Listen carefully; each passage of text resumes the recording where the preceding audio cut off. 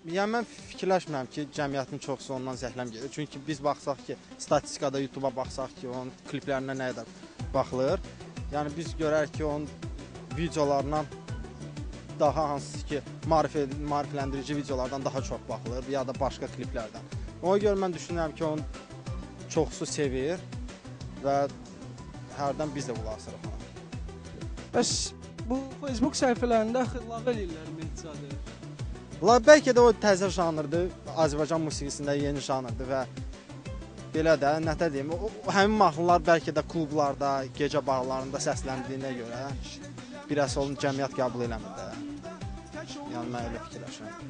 Mahnılarla ola bilər, mahnı sözlərinə ola bilər, xoşları gəlməsin ona görə.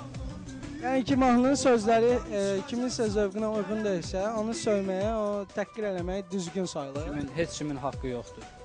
Nəyə görə söyləyilir? Yəni, ola bilər, mahnılarına xoş gəlmir, simpatisinin olmağından xoşları gəlmir, görmüşündən, gözəlliyindən belə var. Amma niyə? Belə pis çıxmasın. Normal gözəllikdə oğlandır. Yeri gəlində tərbiyəli də oğlandır. Çünki günə baxanda görmüşəm onun çıxışını. Çox mədəni danışır həmişə. Mənim də xoşum gəlir, yəni qəşəng mahnıları var. Yəni sözləri də qəşəngdir, məntiqlidir.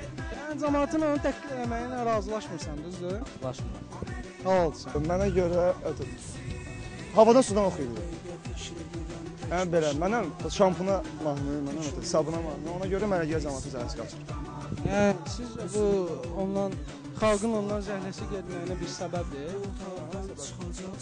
Sizin Zəhləm yeri gəndə şampundan oxuyur. Zəhləmiz gedir.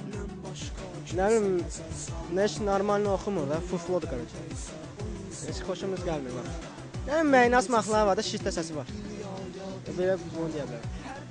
Bəs sizcə? Yəqin cəmaatın xoşuna gəlmir ki, zəhləsi gedir. Özü mənasız mahnılar var. Ləzzət eləmir ki, mənasız. Ya musiqiçi kimi bir musiqiçi deyil. Yox, qoş, mənə görə yox. Mən Minəyyama görə musiqiçi deyil.